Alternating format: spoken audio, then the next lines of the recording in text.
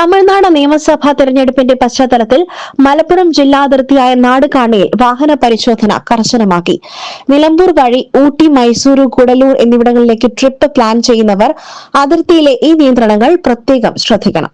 തമിഴ്നാട് പോലീസും റവന്യൂ വകുപ്പും ചേർന്നുള്ള പ്രത്യേക സംഘമാണ് ചെക്ക് പോസ്റ്റുകളിൽ 24 മണിക്കൂറും പരിശോധന നടത്തുന്നത്.